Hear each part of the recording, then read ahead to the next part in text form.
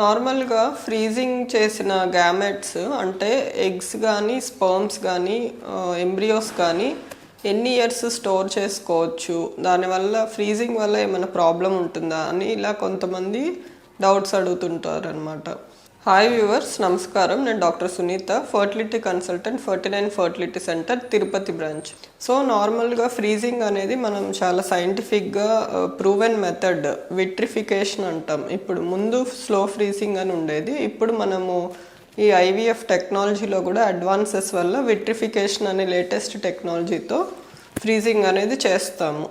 So ఈ ఏవైతే eggs freeze చేస్తున్నా లేదంటే ఎంబ్రియోస్ ఫ్రీజ్ చేస్తున్నా నార్మల్గా ఉన్న టెంపరేచర్ నుంచి సడన్గా కూలింగ్ అంటే -196 degrees వరకు సడన్ కూలింగ్ అయ్యేటట్టు చేస్తామన్నమాట. దీనికి మనము లిక్విడ్ నైట్రోజన్ అంటే మెడికల్ గ్రేడ్ లిక్విడ్ నైట్రోజన్ని యూస్ చేస్తాం.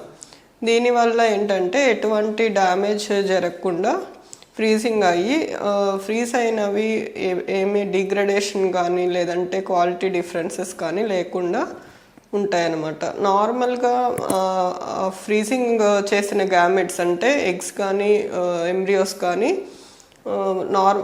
ఎంతవరకైనా స్టోర్ చేసుకోవచ్చు, ఎన్ని ఇయర్స్ అయినా లైఫ్ లాంగ్ కూడా స్టోర్ చేసుకోవచ్చు.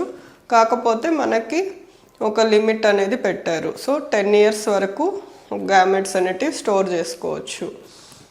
మళ్ళీ స్టోర్ చేసినవి థాయింగ్ అనే ప్రొసీజర్ ద్వారా అంటే మళ్ళీ సేమ్ ఫ్రీజ్ చేసిన వాటిని బయటకు తీసి సేమ్ -196 టెంపరేచర్ నుంచి నార్మల్ రూమ్ టెంపరేచర్కి తెచ్చే ప్రొసీజర్ని థాయింగ్ అంటాం. దీంట్లో కూడా మనం సైంటిఫికల్గా ప్రూవెన్ మెథడ్స్తో చేస్తాం కాబట్టి థా చేసిన తర్వాత మ్యాక్సిమం ఎటువంటి డ్యామేజ్ మన గుడ్ గ్రేడ్ ఎంబ్రియోస్ కానీ ఊసైడ్స్ కానీ ఇప్పుడు ముందున్న టెక్నాలజీ కంటే ఇప్పుడున్న దాంట్లో సర్వైవల్ ఛాన్సెస్ అనేవి చాలా బెటర్గా బెస్ట్గా ఉంటున్నాయి అన్నమాట.